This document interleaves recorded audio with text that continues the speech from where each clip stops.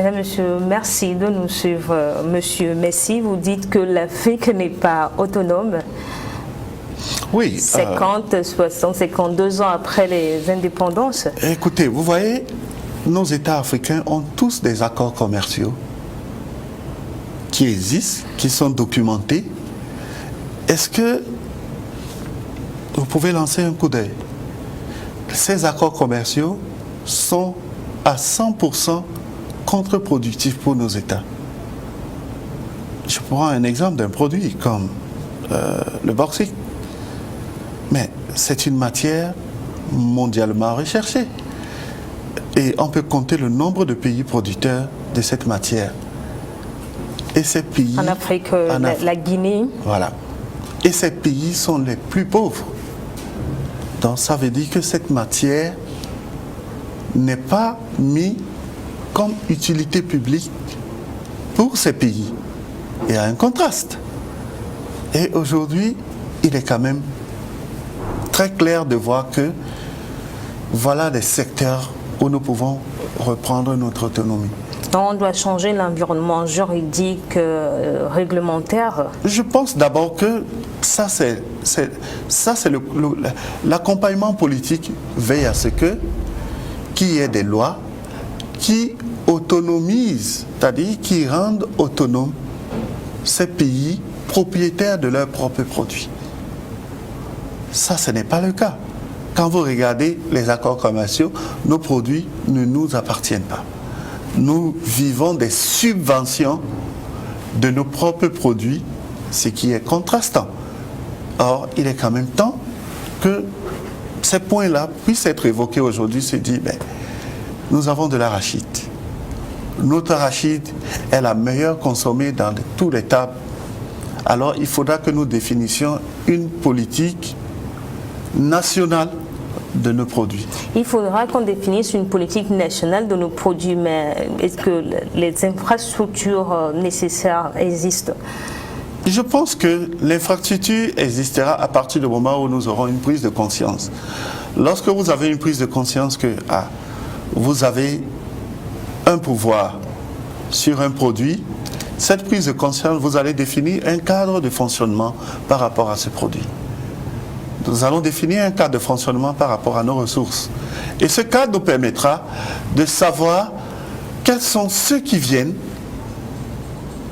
demander nos produits et nous allons les transformer, nous allons les revendre nos produits et cela va constituer à produire d'autres choses qui nous seront utiles.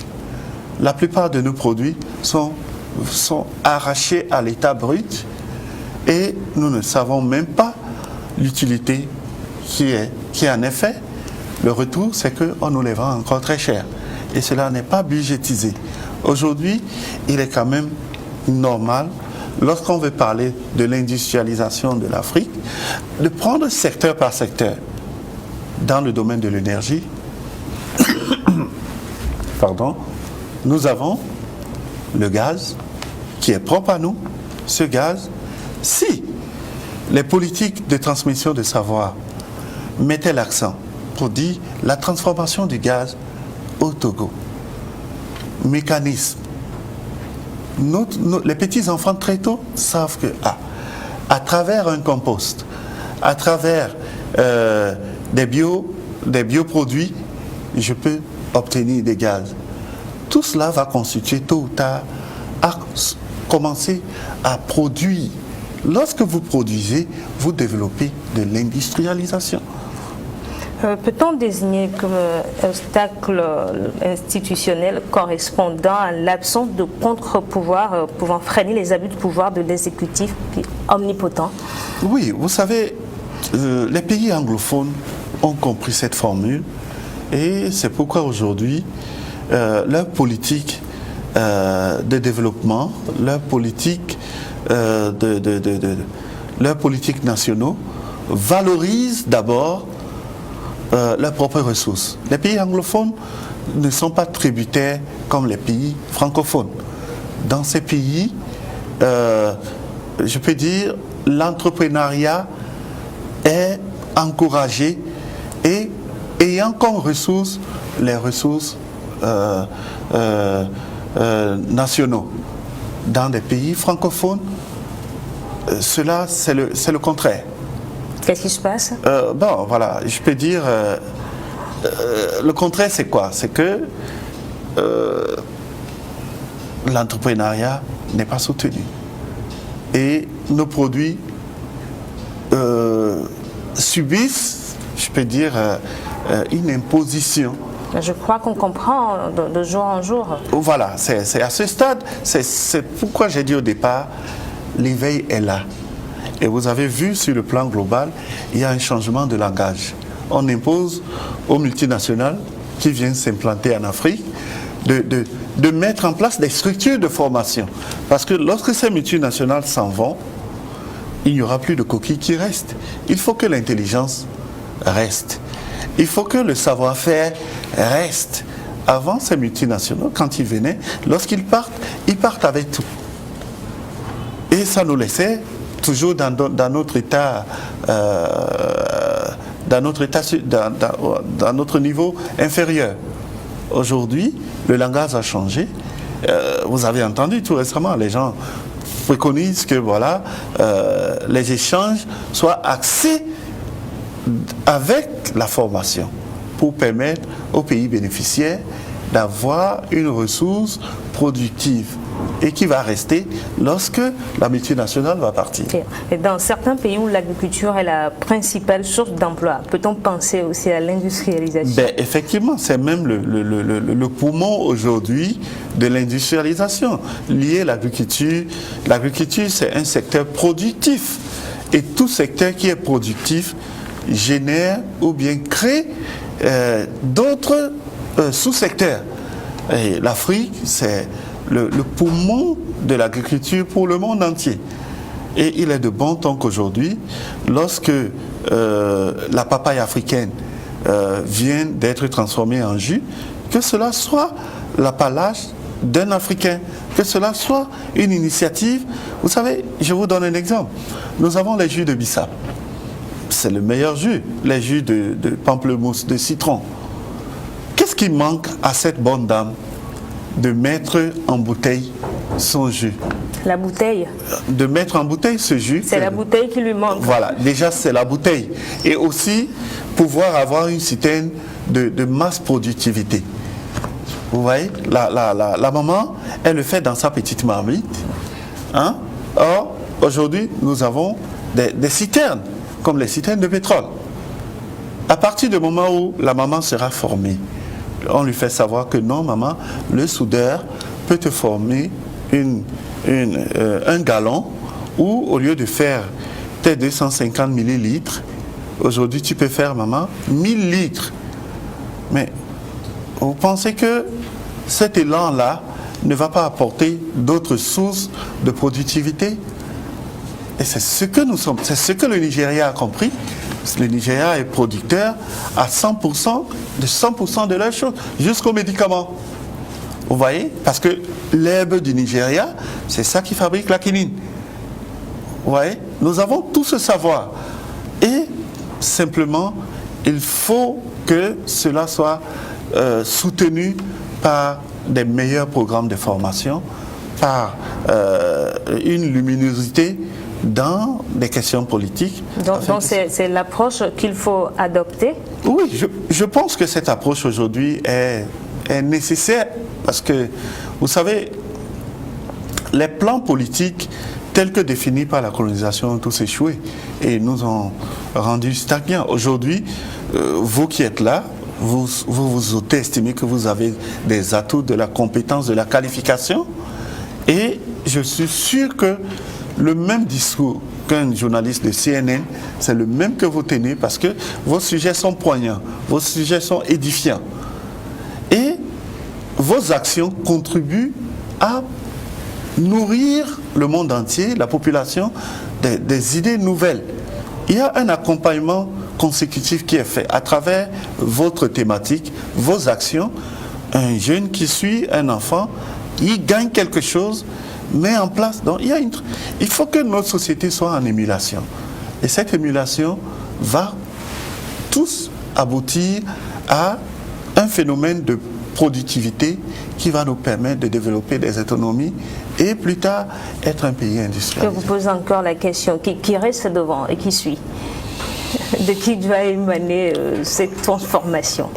Oui, vous voyez, comme nous sommes dans un cadre juridique et politique, je pense que chacun va jouer son rôle. Le cadre juridique doit tout faire pour mettre en avant les acquis ou bien les ressources que nos nations ont. Le cadre juridique doit les protéger.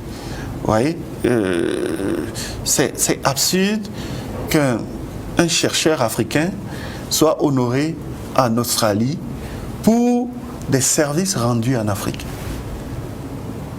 Ouais, ces gens, j'apprécie ce prix, j'apprécie cette grandeur qu'on me donne, mais je me dis j'aurais aimé qu'on m'honore. Contribuer à l'industrialisation de l'Afrique aussi. Voilà. Tout ça là, c'est parce que le cadre juridique n'accompagne pas, et il y a ce vide là, les autres nous arrachent pour les bienfaits que nous faisons. Et moi j'aurais aimé qu'il y ait un cadre juridique qui protège tout ça. Donc est-ce que les pays africains peuvent-ils parvenir au développement durable sans une transformation structurelle de leur économie? Non, je ne pense pas. Je pense que systématiquement un développement durable amène à un changement qui est aussi axé sur la durabilité. Un développement durable amène des procédures innovatrices qui permettent à ce que la société puisse changer ce qui n'était pas bien. Un développement durable amène à ce que nous ayons des programmes de formation qui ne pensent qu'à la transformation de nos produits. Et tout cela doit être couvert par un cadre juridique qui l'accompagne et qui permette à ce que les idées qui sont nées, les volontés qui sont mises en place puissent générer quelque chose de bien. Ne faut-il pas aussi penser à améliorer les infrastructures de base? Oui, tout cela viendra si nous produisons. Si une route, c'est du bitume. Nous avons du bitume chez nous. Nous avons tout chez nous. Mais lorsque nous ne sommes pas producteurs, alors nous ne pouvons pas aller vers des transformations parce que une production, un phénomène de production, c'est comme une flèche. On quitte d'un point à un autre. Ça veut dire, lorsque nous produisons, il y a une transformation qui s'opère. Et de la transformation, nous devenons créateurs. À ce niveau-là, nous ne pouvons que se dire, mais nous ne sommes pas encore à l'étape de la transformation. Par ricochet, la création a une entorse. Il faut que nous transformions. Il faut que nous-mêmes, nous transformions même nos idées. Nos idées, c'est des âmes. Il faut que cela puisse être transformé. Lorsque c'est transformé, ça va produire quelque chose et de cette chose va être bâti quelque chose de durable. Mais pour transformer, on aura besoin de l'eau, de l'électricité. Oui. C'est là qu'interviennent les infrastructures de... Ça, c'est des sources de base. Je peux dire, on ne peut pas aller en tout en même temps. Mais nous pouvons aller sur nos points forts. Si nous avons les mers, les océans qui traversent le continent africain, le déficit de transformation de